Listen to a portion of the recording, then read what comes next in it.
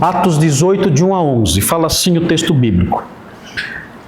Depois disto, deixando Paulo Atenas, partiu para Corinto.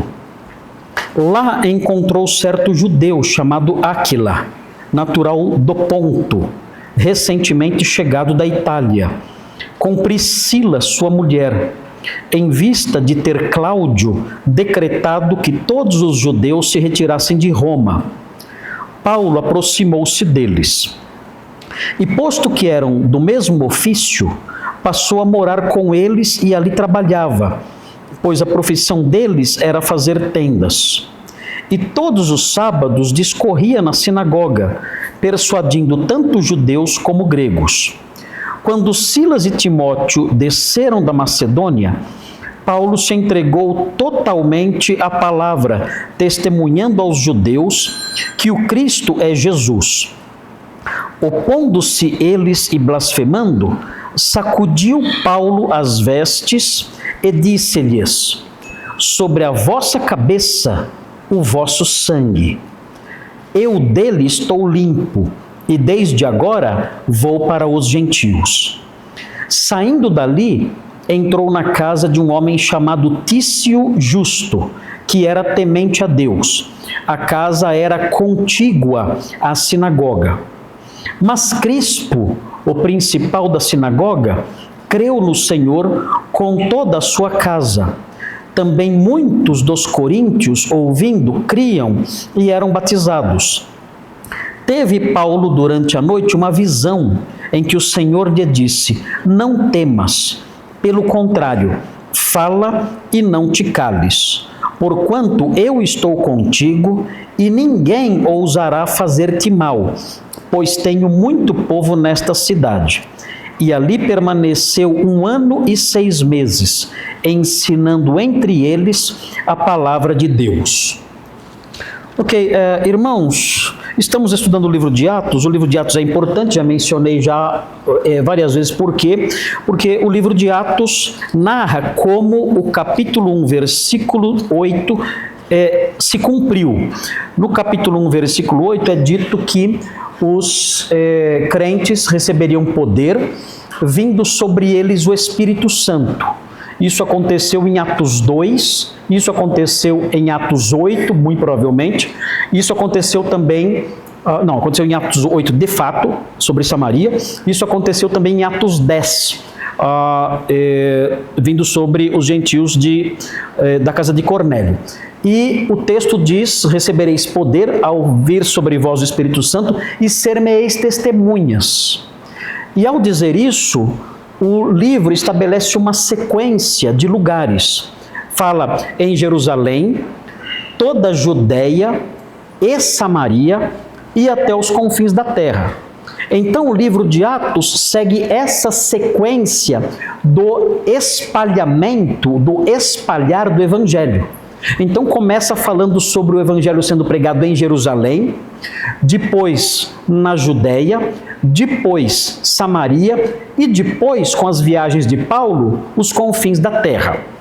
Nós estamos agora no capítulo 18, que é a segunda viagem missionária de Paulo, que aconteceu por volta do ano 50 da era cristã, cerca de 20 anos depois da ascensão de Jesus, um pouquinho menos, 20 anos mais ou menos depois da ascensão de Jesus. O evangelho está se espalhando e é interessante observar, o livro de Atos tem uma dinâmica importante, porque mostra o rompimento do elo inicial que havia entre cristianismo e judaísmo. Os primeiros cristãos eram todos judeus, e eles não entendiam, na cabeça dos primeiros cristãos, eles não entendiam que eles estavam vivenciando uma nova realidade, ou por assim dizer, uma outra religião.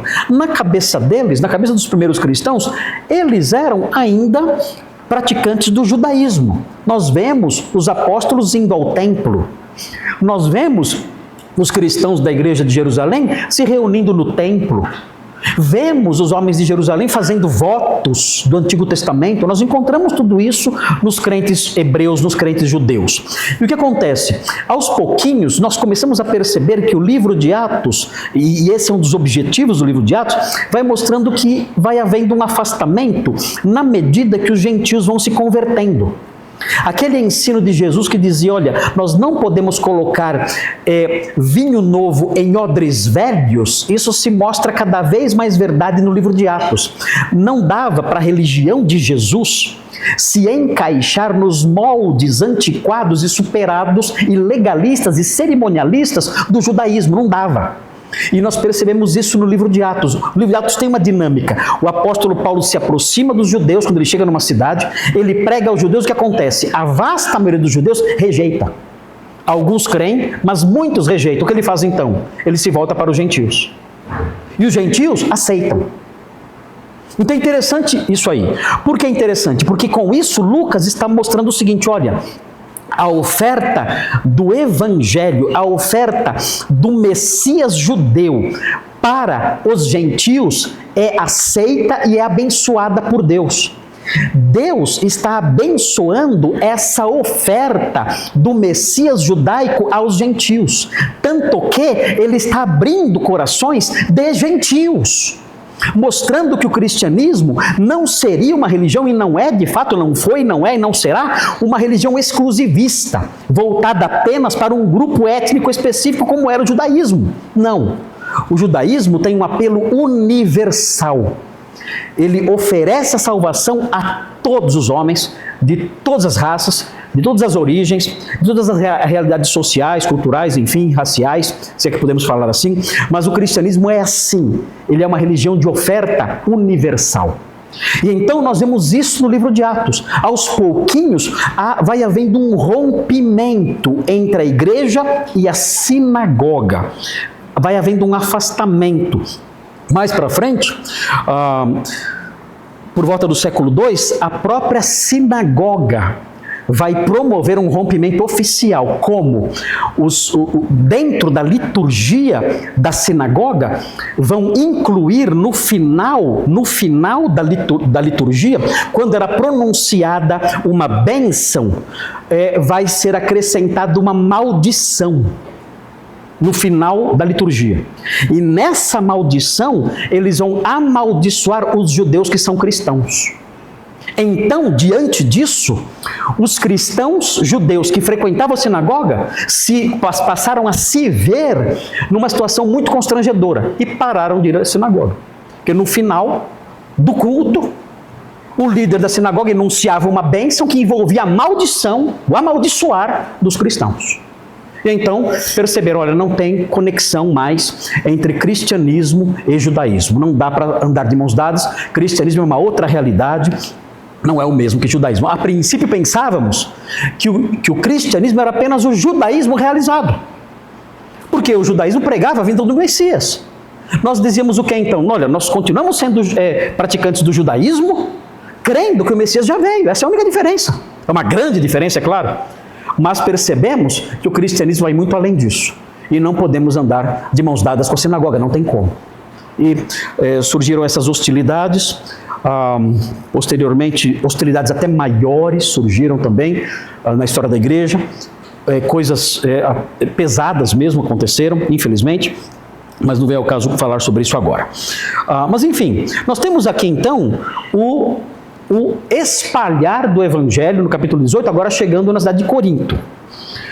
E veremos a mesma dinâmica. Paulo se voltando para os gentios e os gentios recebendo a graça de Deus, até como algo que Deus prometeu que faria. Ele diz no capítulo 18, mas no finalzinho do texto que lemos, ele fala, olha, Deus fala a Paulo, olha, eu tenho muito povo nesta cidade. E de fato uma igreja surge ali. Bom, vamos dividir então o texto, conforme nós fazemos, em 3 partes. Quem está escrevendo lá, ali atrás, ok? Primeira parte do texto vai dos versículos 1 a 4, e tem o seguinte título, para os irmãos acompanharem aí. Os primeiros passos do ministério de Paulo em Corinto. Versículos 1 a 4. Pode escrever aí, por favor? Os primeiros passos do ministério de Paulo em Corinto. Os versículos 1 a 4 mostram esses primeiros passos que nós vamos ver hoje. Então, o nosso primeiro ponto nesse estudo de 1 Coríntios, de Atos 18, de 1 a 11. Pegaram isso? Os primeiros passos do ministério de Paulo em Corinto. Versículos 1 a 4. Deu? Pronto?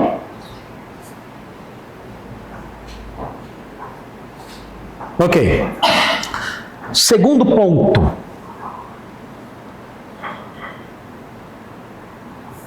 Opa. As reações ao ministério de Paulo em Corinto. As reações. Depois que ele pregou lá, quais foram as reações? O que aconteceu? Nós vamos aprendendo essas coisas para não ficarmos assustados quando pregarmos o evangelho e as pessoas terem as mesmas reações. Porque as reações sempre são as mesmas. Temos visto isso no livro de Atos. Sempre que prega o evangelho, as reações são as mesmas. Tem várias reações diferentes, mas elas são um conjunto de reações que se repete ao longo da história humana, ao longo da história do cristianismo. Sempre que você prega, essas reações acontecerão. Uma delas vai acontecer. Então, o segundo ponto é esse: as reações ao ministério de Paulo em Corinto. Versículos 5 a 8. 5 a 8. É o segundo ponto. Anote aí. Você que tem o costume de anotar, quem não tem o costume de anotar, comece a ter esse costume. Compre um caderno. Ou então compre isso aqui e aí você não precisa nem anotar, sai tudo prontinho. Pronto? 3. O encorajamento ao ministério de Paulo em Corinto. O encorajamento ao ministério de Paulo em Corinto. Versículos 9 a 11. 9 a 11. Aí os 3 pontinhos então, facinho de acompanhar. Não tem nenhuma complexidade nesse esboço. É um esboço simples, tripartido, como sempre fazemos, ou como fazemos na maior parte das vezes, e fácil de acompanhar. Agora então, olhando para esse esboço, nós vamos então caminhar sobre o texto, e os irmãos vão me acompanhar aí, na medida em que estivermos explicando tudo isso. Apareceu aí já? Os 3 pontinhos? Quer que eu repita o terceiro? Ok, aí está. Aí está. Esboço fácil. Atos dos Apóstolos, 18, de 1 a 11. Primeiro ponto. Os primeiros passos do ministério de Paulo em Corinto. Versículos 1 a 4. São nesses versículos que encontramos a substância para esse título aqui. Versículos 5 a 8. As reações ao ministério de Paulo em Corinto. E 3. O encorajamento ao ministério de Paulo em Corinto. Então, primeiros passos, reações e encorajamento ligados ao ministério de Paulo na cidade de Corinto. Facinho de entender, esboço fácil, só decorar agora. Quem decorar, no final eu pago um café lá embaixo. Café bem gostoso, fica por minha conta. Ok, vamos lá então. Vamos olhar então o primeiro ponto? Os primeiros passos do ministério de Paulo em Corinto. Versículos 1 a 4. Facinho de entender. Vamos caminhar então sobre esses versículos. Veja aí o que diz o texto. Depois disto o quê? Depois do quê? Como é que eu faço para descobrir o que significa depois disto? O que eu tenho que fazer? Eu tenho que ver o que foi dito antes, né? Tem que ser inteligente fazer isso? Não, né? Óbvio. É óbvio. Eu tenho para saber o que é depois disso, eu tenho que ver o que vem antes disso. Então, depois disto, o texto menciona aqui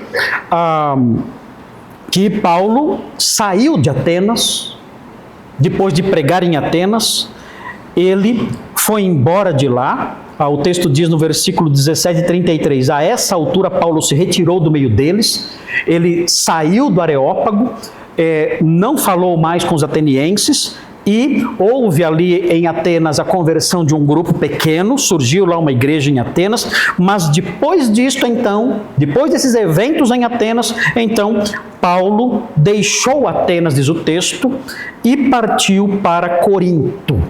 Então vamos ver no mapa o que aconteceu. Nós temos então o mapa, vai mostrar aí o mapa, vai mostrar o Brasil primeiro. Aí está, mostra o Brasil primeiro. Para a gente saber, ter uma noção. Apaga a luz aqui, apaga a luz. Pode apagar a luz. Isso aí, tá bom. Ok, então aqui está o Brasil. Nós estamos aqui no Brasil, aqui, Guarulhos aqui. Estamos aqui. E esses episódios estão acontecendo bem longe daqui. Você tem que pegar um avião e ir para cá. Está indo, ok? Passou, volta para cá, aqui, ó. Aqui. Aqui é a região onde tudo está acontecendo, aqui, ó. Essa região aqui. Então, o apóstolo Paulo diminui um pouco o mapa. Aí, pronto, assim. Diminuiu o mapa. Ok. O apóstolo Paulo estava aqui em cima, aqui, na região da Macedônia, aqui, assim. Estava por aqui, assim, mais ou menos, aqui. O que aconteceu? Ele desceu e veio para Atenas. Aqui está Atenas. Agora pode aumentar. Pode aumentar. Aqui Atenas, aqui. Aqui Atenas, aqui. Pregou aqui e depois ele viajou 80 quilômetros e veio até aqui, ó. Corinto, aqui, ó. Aqui é Corinto. E essa cidade, Corinto, era a cidade mais importante naquela época, mais importante até do que Atenas. Era uma grande cidade importantíssima, que tinha um valor, uma importância no campo comercial sem igual naquela região. Por quê?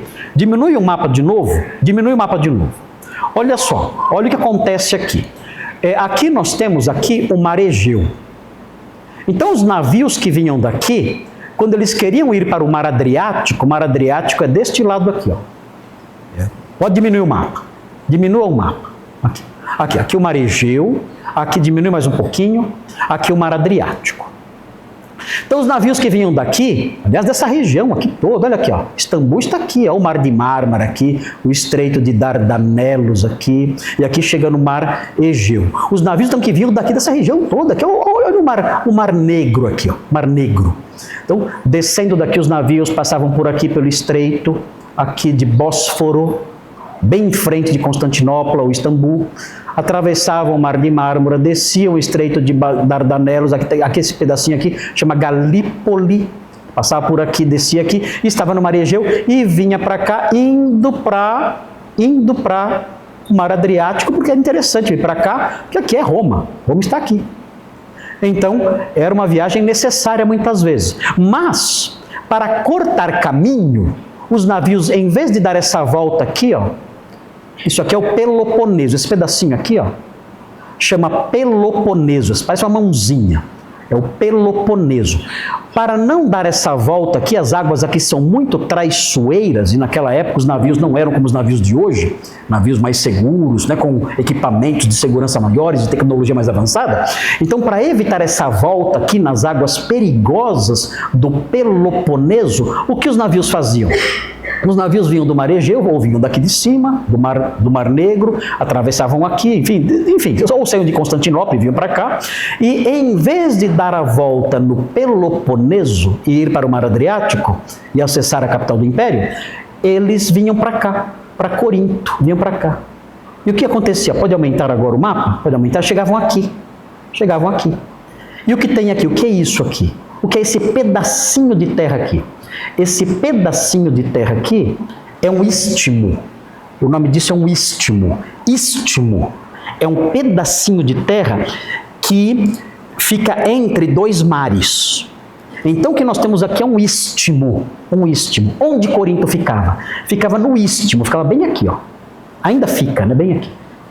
A velha Corinto ainda fica, a nova também fica aqui também.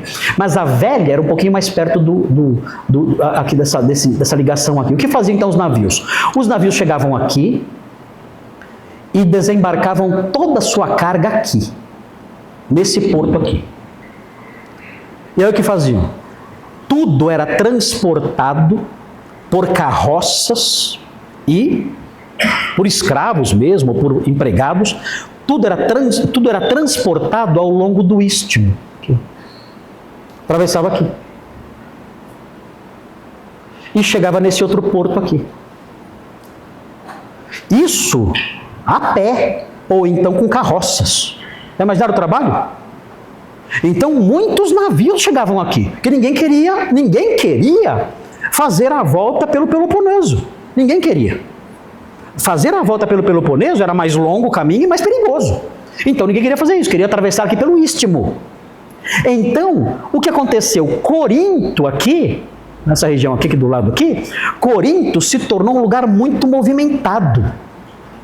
Porque tinha 2 portos. Dá para imaginar isso? 2 portos. Quem vinha de lá também passava por aqui. E quem vinha do oeste para o leste também passava aqui.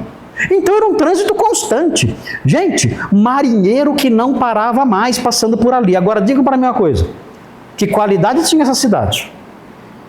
Com marinheiros indo e vindo do mundo inteiro lá. Queridos, era uma cidade com sérios problemas morais. Dizem por aí, né, que os marinheiros, não todos, é claro, né? Mas a fama dos marinheiros é que ele tem uma família em cada porto. Tem que tomar cuidado porque tem marinheiro aqui na igreja. Aqui. Mas falam isso, né? Que os marinheiros, eles são terríveis. E são muito imorais, dizem. E na época, mais ainda. Então, a cidade de Corinto recebia todo esse tipo de gente. Que chegava lá e chegava na cidade, ó, agora aqui nós vamos descansar um pouquinho aqui na cidade de Corinto. A nossa carga está sendo descarregada, vamos gastar o nosso tempinho aqui na cidade, nos divertindo um pouco, depois de viagens tão longas e perigosas. E queridos, a cidade então tinha um grau de degradação moral assustador. Havia um verbo que era comum na época, que era o verbo corintiar. Sabe o que é corintiar? Não é ir para Itaquera. É isso aí. Corintiar é cair na farra, é cair na orgia. Isso era corintiar. Eles falavam, olha, hoje eu vou corintiar. Ou seja, eu vou cair na farra e na orgia. Porque a cidade era moralmente terrível. Se você chamasse uma moça, se quisesse ofender uma moça, era só falar assim, olha, essa moça é uma coríntia. O quê? Essa moça é uma coríntia. Era chamar a moça de prostituta. Então era muito ruim a fama da cidade. Era uma fama terrível. E isso por quê? Porque havia esse fluxo constante comercial que acontecia aqui nesse istmo aqui. O que aconteceu com o tempo? O imperador Nero tentou abrir um canal aqui, mas parou, não deu. No século XIX, aí abriram esse canal aqui, ó. Agora os navios passam por aqui. Os navios passam navegando aqui agora. Tá vendo aqui, ó? Só que esse mapa é moderno, né? Esse mapa é moderno. Então aqui tem o canal aberto retinho aqui, ó. Os navios passam então aqui. Não tem mais que desembarcar e descarregar nada, já passa direto. Tem até uma foto do navio passando. Mostra a foto do navio passando. Meio apertadinho, mas tem. Mas ele passa. Onde está a foto?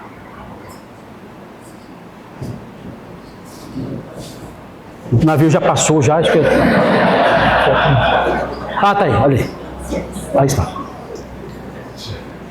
É muito interessante, né? Fizeram o corte, o navio agora passa mais rápido, não tem que descarregar o navio inteiro. Precisa descarregar o navio inteiro? Então agora não, agora já corta por aí, já passa. É muito interessante isso aí.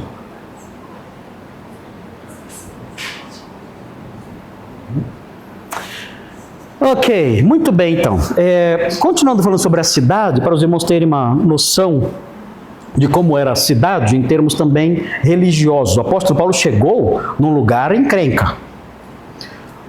Assim, Corinto era uma encrenca. Era uma encrenca por causa do ambiente moral, era muito imoral, e também era encrenca por causa do ambiente religioso também. Era uma cidade com grana, com dinheiro? Era. Tinha dinheiro lá. Muito comércio, claro, muita gente, muito comércio, a cidade aflora. A cidade cresce. Era, como eu disse, a cidade mais importante da Grécia. Era maior, a mais importante. Lá tinha os jogos istmicos. Por que tem esse nome, jogos istmicos? Porque aconteciam no istmo. E eles só eram superados pelas Olimpíadas de Atenas. Eram os jogos mais importantes da época. os atletas iam para lá, era algo fantástico, era algo maravilhoso. Muitos pregadores, filósofos itinerantes que pregavam nas ruas, estavam lá também, os sofistas que iam para lá para apresentar as suas peças de retórica e conquistar alunos. Era assim que conquistava aluno. Eles iam nos lugares públicos, nas ágoras, na ágora, e começavam a expor os seus sermões, expor os seus discursos, e com aquilo impressionar as pessoas com a sua habilidade retórica, e assim conquistar alunos. É por isso que o apóstolo Paulo, quando ele escreve aos Coríntios, ele fala assim: olha, quando eu fui falar com vocês, eu não fui com ostentação de linguagem. Por que ele falou isso?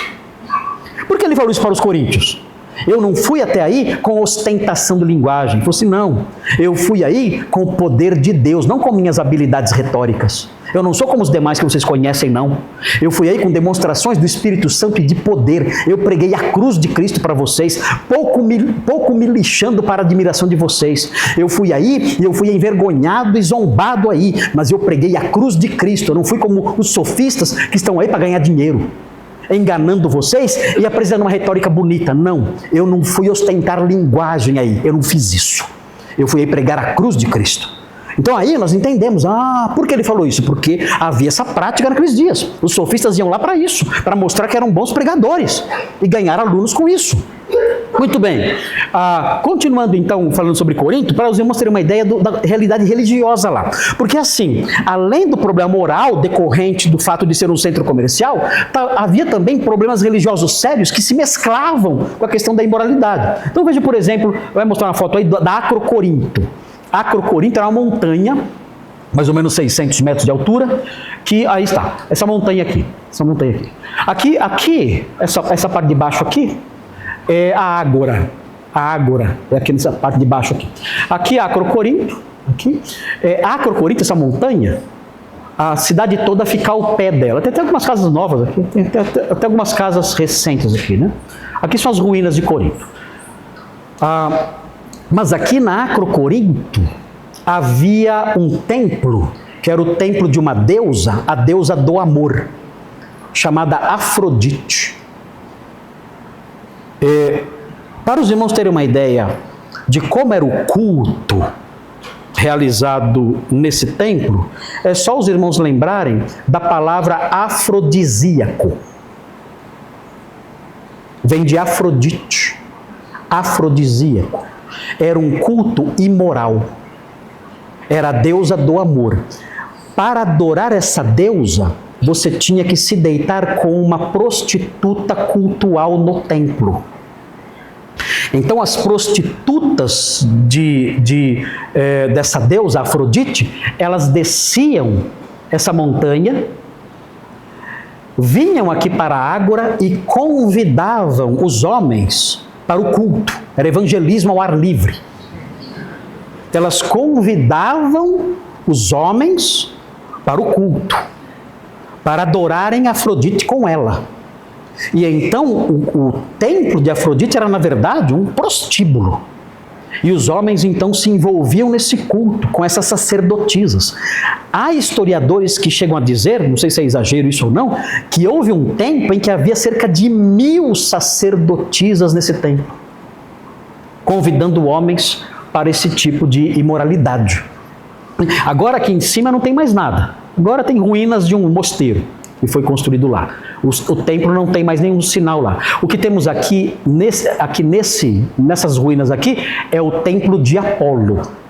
É bem no centro da Ágora. O templo de Apolo. Apolo, o deus Sol, que era o padroeiro da cidade. E essas colunas aqui, é interessante, que essas colunas aqui, tamanho era o zelo arquitetônico dos coríntios e a qualidade, o nível arquitetônico alto da cidade. Essas construções na época de Paulo não tinham nem 100 anos ainda de existência. Era uma cidade nova. Corinto era uma cidade nova nessa época. E essas colunas aqui são inteiriças, porque quando vocês veem colunas nos templos gregos, elas não são inteiriças, elas são modulares. São módulos que vão se encaixando em cima do outro até fazer uma coluna alta. Aqui não. Aqui essas colunas são monolíticas, é uma pedra só. Então era um templo muito majestoso, muito lindo. O templo de Apolo bem no centro da cidade. Se você sentasse nessa pedra aqui, isso aqui, Se você sentasse... É isso. Se você sentasse nessa pedra aqui, você teria desse lado toda a ágora. Toda a ágora desse lado aqui. O centrão da cidade mesmo, desse lado aí. Ampla, grande. E todo o movimento da cidade acontecendo ali. E foi aí que o apóstolo Paulo começou a evangelizar. A sinagoga ficava nessa direção aqui. Próximo do templo de Apolo. Um outro deus que era adorado na cidade era o deus Asclépio. Quem é o deus Asclépio? O deus Asclépio era o deus da cura. Então, se alguém tinha alguma doença, a pessoa tinha que fazer algum tributo ao deus Asclépio. E como ela fazia esse tributo ao deus Asclépio? Ela tinha um problema na perna, por exemplo. Ela fazia uma perna de argila. E oferecia essa perna de argila ao deus Asclépio. Ela tinha um problema na cabeça. Ela fazia uma cabeça de argila e oferecia ao deus Asclépio. Tinha um problema no braço, fazia um braço de argila e oferecia ao deus Asclépio. Então, no Museu de Corinto, tem uma foto aí que mostra, olha aí, os membros todos que foram encontrados em Corinto. Membros que eram de pessoas doentes, que ofereceram esses membros a Asclépio para serem curados. É por isso que o apóstolo Paulo fala, olha, oferecei os vossos membros a Deus como instrumentos de justiça. Ele usa a linguagem deles para ensinar uma verdade teológica. Ofereçam os membros de vocês a Deus como instrumentos de justiça. É interessante e também existe aqui essas estatuazinhas, né? Nesses pedaços de membros feitos de argila, foram encontrados muitos órgãos genitais. Por quê? Muitas doenças venéreas. Por que muitas doenças venéreas? Por quê? O que vocês acham? Essa cidade era uma pocilga. Era um esgoto. O apóstolo Paulo percebeu depois que essa imoralidade imunda da cidade havia entrado dentro da igreja. A igreja estava no mundo, sem problema, a igreja está no mundo. O problema era o contrário, o mundo estava na igreja. A igreja estar no mundo, sem problemas. Mas em Corinto, o mundo entrou na igreja. E havia imoralidades em Corinto que Paulo ficou tão assustado, ele disse, olha, nem mesmo entre os gentios existe imoralidade como há entre vocês. Era algo assustador. E eles chegavam a confundir o culto cristão com os cultos pagãos, os bacanais pagãos, porque a Bíblia diz que durante os banquetes de fraternidade da igreja, alguns se embriagavam, faziam da ceia do Senhor um momento de baderna, de bagunça, de comilança, de bebedice. Então era triste. Essa cidade, irmãos, era terrível. O apóstolo Paulo está entrando aqui, acho que ele nem tem ideia de onde ele está pisando. Ele está cheio. Estamos aqui no versículo 1 vendo isso. O apóstolo Paulo talvez não tenha ideia dos problemas que vai ter nessa cidade. Tem mais alguma figura? Acho que não, né? Não tem não, né? Não tem. Então pode deixar o mapa aí, se quiser, ou o esboço, não tem problema. E vamos então ver aqui a sequência. Tudo bem quanto à cidade de Corinto? Tem mais uma figura, eu acho. Acho que tem mais uma aqui. É do... tem aqui. De Erasto. Aqui, Erasto. Essa placa, aqui, Erasto, está escrito aqui, Erasto. Erastus. Essa placa fica numa pracinha perto da Ágora. Não é na Ágora, é numa pracinha perto da Ágora. Essa pracinha, o piso dessa pracinha foi feita por esse homem, Erasto, que era tesoureiro da cidade. E esse homem aparece na Bíblia. Ele aparece na Bíblia na carta aos Romanos. Veja esse homem sendo mencionado na carta aos Romanos. Romanos 16.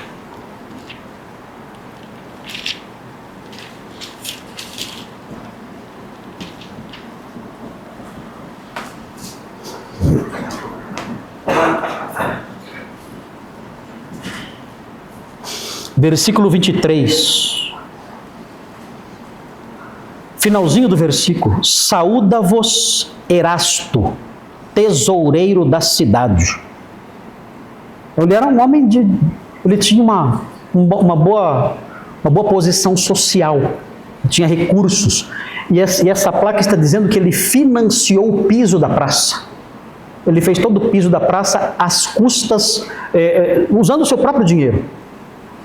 Às próprias custas ele fez. Ele era crente. Era crente. E é interessante porque a igreja de Corinto tinha pessoas de posses. Mas essa igreja nunca ajudou o apóstolo Paulo em nada. Nunca. Nunca deu R$1 para ele. Outras igrejas pobres sustentavam Paulo enquanto ele estava em Corinto. A igreja de Corinto nunca deu um tostão para ele.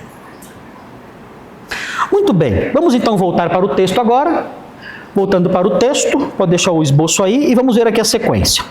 Depois disso, deixando Paulo Atenas, partiu para Corinto. Tudo bem até aqui então? Os irmãos entenderam como que é a cidade, onde era e a realidade lá? Uma realidade religiosa triste, uma realidade moral horrível, uma realidade social assustadora, uma realidade econômica boa, mas isso mesclado com sérios problemas que o apóstolo Paulo vai enfrentar lá.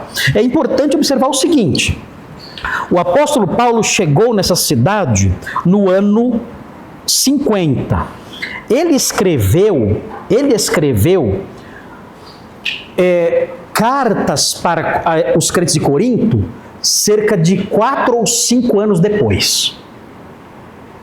E ele escreveu aos coríntios 4 cartas. Vai falar, mas pastor, a gente só tem 2. Perderam-se 2 cartas. Foram escritas 4, mas 2 se perderam. Então, as cartas que nós temos, que a gente chama de a literatura coríntia, na verdade, nós temos primeiro aos Coríntios, que é a segunda carta. A primeira carta se perdeu. Depois tem a terceira carta que se perdeu também. E aí vem a quarta carta, que é a segunda, que você tem na Bíblia. Então, as cartas que você tem na sua Bíblia são a segunda e a quarta. Você não tem a primeira e a terceira. Mas como é que você sabe, pastor? É simples. Se você olhar primeiro aos Coríntios, você vai ver no capítulo 5, no versículo 9, você vê isso. 5, 9.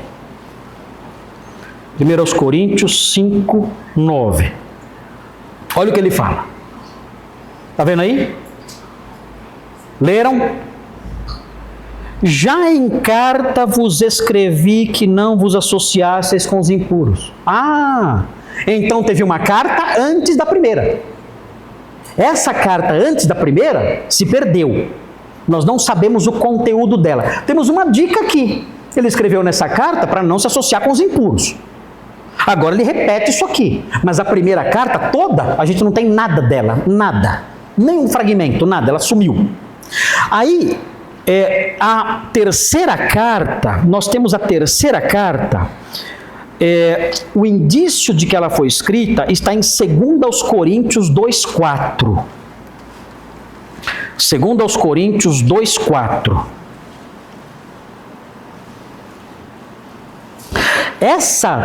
Essa terceira carta, na verdade, que se perdeu, escreveu a primeira, se perdeu, escreveu a primeira aos Coríntios que nós temos. Essa terceira carta que se perdeu é chamada de carta severa. É o nome dado a ela. É uma carta severa. A alusão a ela é feita em 2 Coríntios 2,4. Fala assim: porque no meio de muitos sofrimentos e angústias de coração, vos escrevi com muitas lágrimas. Ele fala de uma outra carta que ele escreveu, essa carta anterior a 2 Coríntios, uma carta muito sofrida, em que ele chorou muito enquanto escreveu a carta. Muito. Porque os problemas em Corinto não se resolviam. Que problemas? É só você ler 1 Coríntios. Problemas doutrinários, problemas de bagunça no culto, problemas imorais, problemas referentes à rejeição da ressurreição dos mortos, problemas de rejeição do ministério do apóstolo Paulo. Eram problemas, irmãos, numerosos demais. E ele escreveu então essa carta muito triste e com muitas lágrimas, diz aqui o texto. E ele fala, não para que ficasseis entristecidos, mas para que conhecesseis o amor que vos consagro em grande medida. E alguém pode falar, mas por que ele chorou tanto nessa carta? E o que tinha nessa carta? Parece, pelos versículos 5 a 11, se você ler, não vamos ler agora, mas se você ler os versículos 5 a 11, você descobre que o conteúdo dessa carta era o problema, a tristeza e a angústia causadas por uma pessoa da igreja. Tinha uma pessoa na igreja, um homem, que era insuportável, era o diabo na igreja. E era alguém que só causava problemas, era alguém que, irmãos, era a pedra no sapato de todo mundo. Não sei se tem gente assim aqui nessa igreja, que tem, levanta a mão. Você é o demônio na igreja, é aquele que só traz doutrinas falsas, só arruma encrenca, não respeita nada, é alguém que só dá dor de cabeça, mau exemplo, mau testemunho, é o demônio na igreja, é o demônio. Pelo que nós lemos no versículo 5 até o versículo 11, nós temos a sugestão de que a carta severa foi para tratar desse homem. E a boa notícia é que aqui nos versículos 5 a 11, nós recebemos a informação de que esse homem se arrependeu.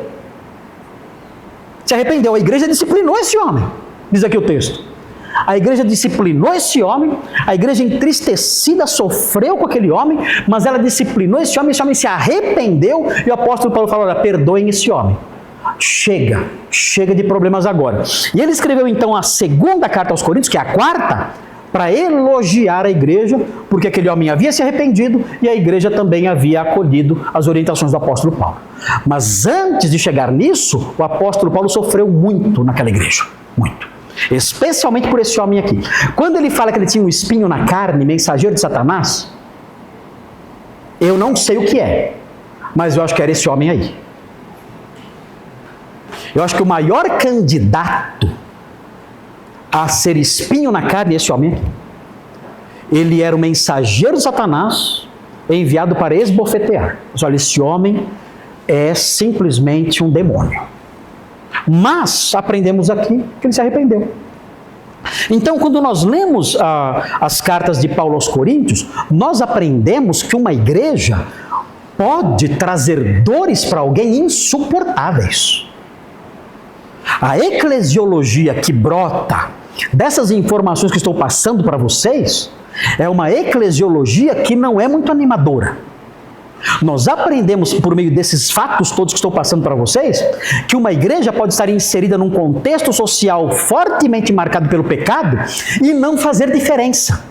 E ela assimilar esse contexto social marcado pelo pecado dentro dela e causar sofrimentos e angústias e dores nos homens de Deus num grau que eles se desesperam. O apóstolo Paulo falou, eu escrevi para vocês com lágrimas, eu chorei muito escrevendo para vocês, eu não aguentava mais o sofrimento ao escrever para vocês. E é interessante isso, uma igreja pode arrebentar com você. Uma igreja pode ferir você num grau, num nível, de você não conseguir suportar, de você chorar muito. Agora a pergunta é, o apóstolo Paulo abandonou a igreja? Perseverou. Assim, muita gente fala para mim, né? Ah, pastor, eu queria ser pastor de qualquer igreja, menos de Corinto. Dá para entender, ninguém quer ser pastor de uma igreja como essa. Mas tem um ponto positivo. O apóstolo Paulo teve esses problemas todos, mas essa igreja se arrependeu depois de 3 cartas. 3 cartas. Eu não sei se alguém aqui conhece uma igreja que se arrependeu e mudou depois de 3 cartas. Tem esse ponto positivo. Era uma igreja ruim, uma igreja terrível, a pior do Novo Testamento. Mas depois de 3 cartas, Mudou. Eu acho que no final das contas acaba sendo o sonho de qualquer pastor. Já imaginaram uma igreja mudar depois de 3 cantos? Uma igreja aceitar a correção pastoral apostólica depois de 3 cartas? Acabar o problema? Tem que colocar isso na balança também. Muito bem, muito bem. Estão cansados? Não? Entenderam tudo sobre Corinto? Vocês poderiam visitar Corinto um dia. Vai até Atenas, pega o ônibus, pega o trem e vai até Corinto, a velha Corinto. Passa o dia lá. Passa o dia em Corinto, passeando, vai no Museu de Corinto, passeia por ali, vai na Ágora, vai no Bema, vai na sinagoga. Muito lindo, o passeio é muito lindo. E é bastante instrutivo também. Vale a pena conhecer esse lugar. Junte aí alguns trocados aí e vá, o dólar está baixo, o euro está baixo, aproveite e vá conhecer Corinto. É muito lindo. As igrejas vão lá, grupos eclesiásticos vão lá, e eles se reúnem na Ágora, na velha Ágora, e celebram a ceia do Senhor. E leem o texto da ceia do Senhor em 1 Coríntios 11. E juntos ali celebram a ceia, na Ágora de Corinto, onde Paulo deu instruções sobre a ceia. É muito, muito bonito. Quando eu fui lá, muitos anos atrás, quando era jovem ainda, eu fui lá e eu fiquei lá na cidade o dia todo. Eu fiquei tão encantado com tudo aquilo, que eu não queria ir embora. Então todo mundo foi embora, eu fiquei escondido nas ruínas. Eu não fui embora, eu fiquei escondido lá e andando por ali até que um guarda me achou. Falou, tem que ir embora. Eu falei, não, eu vou ficar aqui. Aí eu fiquei sentado no templo de Apolo e eu fiquei lendo Atos 18. Eu ficava olhando os lugares, eu ia lendo e olhando os lugares. Ali, e aí o guarda teve que me tirar. Falou, não, você tem que sair. Eu falei, não quero ir embora, quero dormir aqui, quero fazer 3 tendas aqui, ficar aqui. Eu falei, não, vaza. Eu fui o primeiro a chegar, o último a sair. Tão encantado que eu fiquei naquele lugar, maravilhado com aquele lugar. E fiquei lá lendo o texto de Atos no templo de Apolo. Acho que se Apolo existisse, ia ficar nervoso, né? Bravo comigo.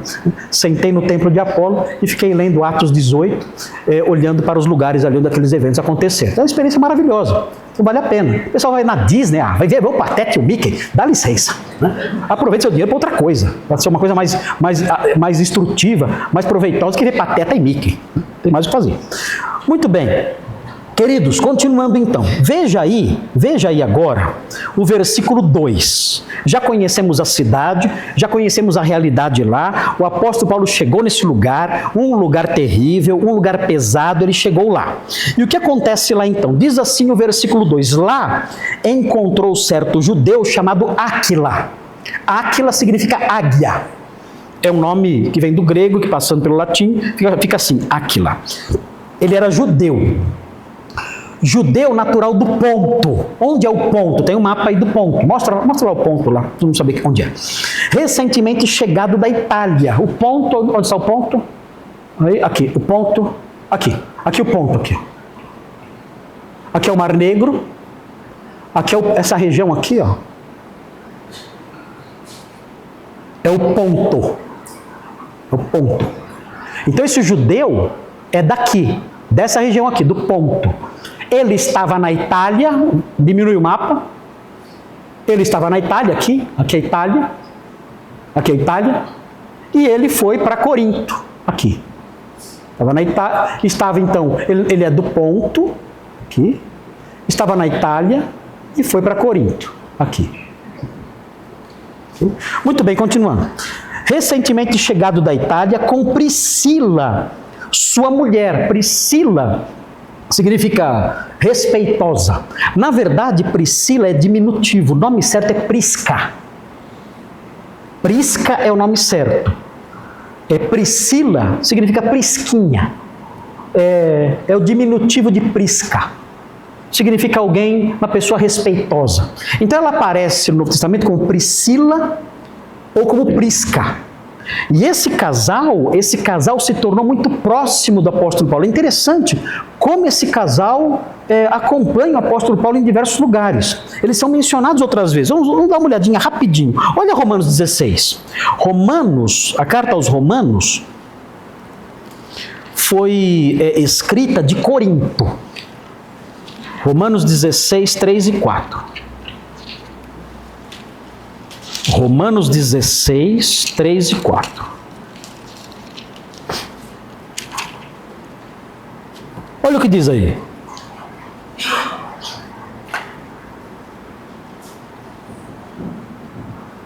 Fala assim: saudai Priscila e Áquila, meus cooperadores em Cristo Jesus, os quais pela minha vida arriscaram a sua própria cabeça.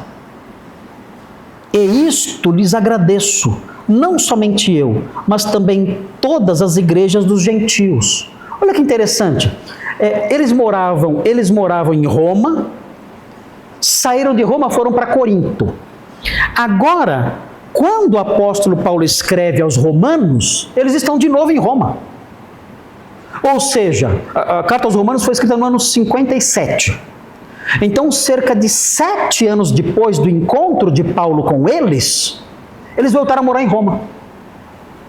Eles moravam em Corinto, tiveram que sair de Roma, porque o imperador mandou os judeus saírem, mas voltaram depois para Roma e estavam lá, quando Paulo escreveu Romanos.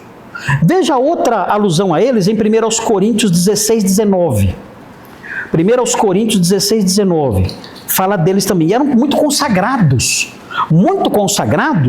porque chegaram a arriscar a própria vida pelo apóstolo Paulo. Veja 16, 19. 1 Coríntios 16, 19. Fala assim: as igrejas da Ásia vos saúdam. No Senhor muito vos saúdam Áquila e Priscila, e bem assim a igreja que está na casa deles. Então, eles eram pessoas consagradas, pessoas que se arriscaram pelo apóstolo Paulo, e eles também tinham na casa deles funcionando uma igreja. É interessante isso aqui. Eles tinham espaço suficiente na casa deles para abrigar os irmãos e ter uma congregação ali naquela casa. É interessante observar como na igreja primitiva funcionava assim. As igrejas surgiam primeiro numa casa. Depois, aquela igreja crescendo, eles tiveram que sair para outros lugares. No século II já tem construções maiores para que a igreja se reúna. Algumas dessas casas foram transformadas totalmente em igrejas. A casa virou igreja. Deixou de ser casa, virou igreja. E esse casal aqui fazia isso. Eles estavam na sua casa ali e transformaram a sua casa num centro de adoração cristã. Agora, onde eles moravam nessa época? Onde você acha que eles moravam? Paulo está escrevendo para os coríntios, dizendo que Priscila e Áquila mandavam saudações. Eles estavam em Corinto? Não, Paulo está escrevendo para os coríntios. Onde eles estavam então? Agora. Onde eles moravam agora? Olha o versículo 8. Onde eles estavam? Onde? Éfeso. Mudaram de novo. Esse casal não para quieto. Muda de casa o tempo todo. Estava em Roma, mudou para Corinto, depois foi para Éfeso, depois voltou para Roma. Eles não param. É um casal que viaja muito. Não fica num lugar só. E é interessante também a última carta do apóstolo Paulo, 2 Timóteo 4,19, fala deles também. 2 Timóteo 4,19. Veja aí, 4,19. Fala assim: saúda Prisca e Áquila e a casa de Onesíforo. Onde eles estavam aqui? Estavam em Éfeso ainda.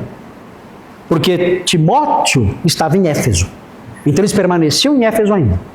Era um casal assim, um casal que viajava bastante, morou em vários lugares, e era um casal que apoiava muito o apóstolo Paulo no seu ministério, chegando a dar a vida por ele se fosse necessário. E aí veja a sequência, o texto fala, versículo 2, que eles haviam chegado da Itália, em vista de ter Cláudio decretado que todos os judeus se retirassem de Roma. O que aconteceu aqui? Nós não sabemos o que aconteceu, mas o imperador Cláudio, por volta do ano 50, ele baixou um decreto dizendo que os judeus todos tinham que sair da cidade de Roma. E aí fica a pergunta, mas por quê? Então parece que essas noções, né, antissemitas, que ainda hoje estão aí de pé e que nós vemos espalhadas pelo mundo, várias manifestações antissemitas, isso sempre existiu. Existiu no Império Romano e existiu entre as nações gentílicas e pagãs por aí afora, porque os judeus eles não adoravam os deuses, só adoravam Yahvé, o Deus de Abraão. E isso fazia com que as pessoas de outras religiões os odiassem, porque qualquer coisa ruim que acontecesse na cidade era atribuída à fúria dos deuses. E quem seriam os culpados por provocar a fúria dos deuses? Os judeus, porque os judeus não adoravam os deuses. Então os judeus sempre foram perseguidos. Depois, eles passaram a ser perseguidos pela igreja, porque passaram a ser acusados de teicídio. O que é teicídio? Teicídio é o assassinato de Deus, é matar Deus.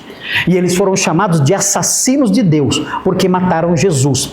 E começaram a ser perseguidos e até mortos pela igreja. Claro, a falsa igreja, né? Mas com essas acusações. Então o antissemitismo sempre existiu. E nessa época aqui nós vimos isso também. Nós vemos aqui que o imperador Cláudio expulsou os judeus de Roma. Havia um número enorme de judeus lá, talvez de 30 a 50 mil judeus em Roma, e ele os expulsou. Era difícil manter o decreto, porque como você vai controlar isso? É difícil, tanto que voltaram depois, Priscila e Áquila voltaram depois para Roma. Mas o motivo disso, talvez o motivo disso seja explicado por um historiador chamado Suetônio.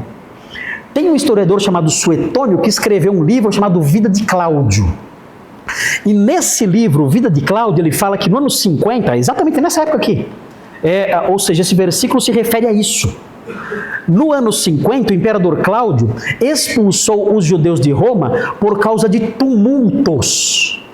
Tumultos ocorridos entre os judeus por causa de alguém chamado Crestus. Crestus. E aí então, os historiadores cristãos falam não.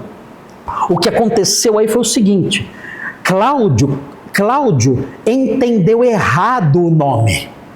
Ele entendeu que os tumultos eram por causa de Crestus. Na verdade, ele entendeu errado, os tumultos eram por causa de Cristo. Então houve um errinho aí no entendimento de Cláudio. E que tumultos então seriam esses ocorridos por causa de Crestus? Seriam tumultos entre os judeus cristãos e os não cristãos. Parece que, se essa teoria for correta, se Crestus é Cristo, então o que aconteceu? Os judeus não cristãos começaram a atacar os judeus cristãos. Grandes discussões. E a coisa tomou vulto. A coisa cresceu a tal ponto que a cidade foi afetada pelos tumultos causados pelos judeus. Então ele disse: quer saber uma coisa? Não quero saber da briga de vocês. Vocês querem brigar por causa de Crestus? Vamos brigar em outro lugar. E expulsou todos os judeus de Roma nessa época por causa de Crestus. E aí então, Priscila e Áquila foram embora. Ele era judeu. E aí foram para onde? Foram para Corinto, onde encontraram o apóstolo Paulo. Então é possível que o texto de Atos se refira a isso. Havia já cristãos em Roma e houve esse tumulto ali. Se for isso, nada de novo. Os cristãos, onde estão, sempre são hostilizados. No caso aqui dos judeus, causaram tumultos bastante severos e isso trouxe problemas no nível urbano geral. E tiveram que ir embora de lá, o imperador os expulsou. Aí vem o versículo 3. O versículo 3 fala o seguinte, ou melhor, o finzinho do 2 fala o seguinte: Paulo aproximou-se deles. Por quê? Porque eles eram judeus, porque eles eram cristãos, e o próximo motivo vem agora, no versículo 3. Veja o versículo 3. E posto que eram do mesmo ofício, passou a morar com eles. Qual era o mesmo ofício? Eles eram fazedores de tendas. O texto fala: e ali trabalhava, pois a profissão deles era fazer tendas. Então, eles criaram uma pequena sociedade laboral. E, de alguma forma, morar com Priscila e Áquila facilitava isso. O texto faz essa conexão. Como eles eram fazedores de tendas, Paulo foi morar com eles, como se há uma conexão aí entre as duas coisas. Então, facilitou para o apóstolo Paulo morar com eles por causa da profissão que era a mesma. E começaram então a ganhar dinheiro lá em Corinto fazendo isso. Por quê? Porque o apóstolo Paulo não aceitou recursos dos coríntios. Por quê? Não dá para ver hoje, vou explicar depois. Mas ele não aceitou recursos dos coríntios, nunca ele aceitou. Como eu disse no começo. Ele recebia dinheiro de outras igrejas, mas não dos coríntios. Agora, o que era fazer tendas? O que era isso? Nós não sabemos ao certo o que era fazer tendas, não temos certeza. Pode ser armar tendas, pode ser isso, armar tendas, as tendas já prontas. Ele armava as tendas. Junto com Priscila e Áquila, ele sabia armar as tendas. Pode ser isso. Pode ser fazer tendas mesmo, pegar material, diversos materiais poderiam ser usados, e unir esses materiais, o tecido todo, e construir a tenda. Isso seria também, entraria aqui também. Uma outra possibilidade, e aí a gente não sabe se é isso, era que ele trabalhava não fazendo tendas, mas trabalhava com couro. Trabalhava com couro e uma das atividades era fazer tendas. Mas ele seria um trabalhador com peles. Pode ser isso. E a outra possibilidade, a última, que é levantada também por causa da literatura da época, é que fazer tendas, na verdade, não era construir tendas ou montar tendas. Era fazer cenários.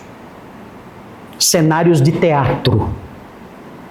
A palavrinha fazer tendas é, na literatura antiga, associada com isso. Alguém que constrói cenários.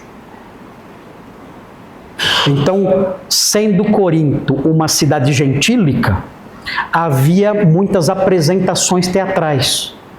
E era necessário, então, construir cenas, construir cenários, construir ambientes. E dizem que essa palavra é usada para isso também.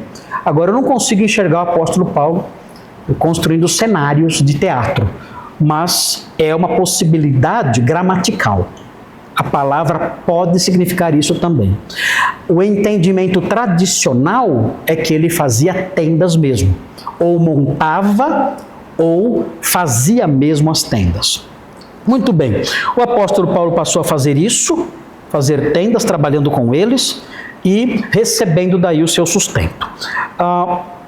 Por que o apóstolo Paulo agia assim? Nós vamos ver na próxima semana, nós vamos ver a sequência aí mostrando o que aconteceu em Corinto. Em Corinto acontecia um problema, especialmente por causa dos filósofos cínicos. E esse problema que acontecia com os filósofos cínicos fez com que Paulo evitasse receber recursos da igreja de Corinto. E nós vamos ver isso na próxima semana, vendo ainda o ponto 1, os primeiros passos do ministério de Paulo em Corinto. Muito bem, queridos, vamos fazer oração, pedindo a Deus que nos abençoe e nos ajude. Nós vemos o apóstolo Paulo perseverando no ambiente pesado, no ambiente sujo, no ambiente ruim, ele perseverando e pregando o evangelho ali, numa igreja difícil, conforme veremos, conforme já vimos, inclusive mencionando a realidade daquela igreja, uma igreja difícil, uma igreja com terríveis problemas, só trazendo sofrimentos para ele, lágrimas, num ambiente pesado, numa cidade terrível, totalmente perdida. O apóstolo Paulo perseverando ali e tendo sucesso na sua perseverança, tendo sucesso no seu trabalho e Deus abençoando ele ali no meio daquela situação toda. Vamos pedir a Deus que conceda a nós a mesma disposição, o mesmo empenho, a mesma perseverança no serviço do Mestre, no amor pela igreja, no trabalho do Senhor, mesmo nos momentos piores do ministério e da nossa vida de testemunho. Oremos. Senhor Deus, muito obrigado por essa história. Aprendemos da chegada do apóstolo Paulo numa cidade tão terrível como Corinto, vendida, mergulhada totalmente na imundícia, sem qualquer sinal de esperança, de transformação, uma cidade que crescia não só em número de habitantes, mas também em formas de promiscuidade, de pecado, de idolatria, de desvios. Mas o apóstolo Paulo chegou ali e pregou ali com coragem. E mesmo surgindo uma igreja ali com sérios problemas, ele perseverou e se entregou ali ao trabalho. E o Senhor o abençoou ali. E pessoas se converteram fora. E pessoas se arrependeram dentro da igreja. Muito obrigado por esse exemplo de perseverança, de firmeza, de coragem. Pedimos que o Senhor nos conceda isso também, porque nós muitas vezes, em ambientes bem mais leves, em ambientes muito mais seguros, em ambientes muito melhores, seja em casa, seja no nosso bairro, seja no nosso trabalho, na nossa faculdade ou na escola, em ambientes ruins, sabemos, mas muito melhores do que esse que o apóstolo Paulo enfrentou, nós muitas vezes nos calamos e nos acovardamos. Ajuda-nos, ó Deus, para que, olhando para o exemplo desses homens, testemunhas reais do Senhor, que deram seu tempo, anos e anos da sua vida, nos ambientes mais hostis e perigosos, para falar do Evangelho, faça com que esses exemplos falem a nós também, e que nós também sejamos testemunhas vivas, constantes, perseverantes, em qualquer ambiente, sejam eles hostis, sejam eles mais amigáveis. Ajuda-nos nisso. Dá-nos o coração de Paulo, coração corajoso, que persevera em qualquer circunstância. Pedimos essas bênçãos em nome de Jesus. Amém.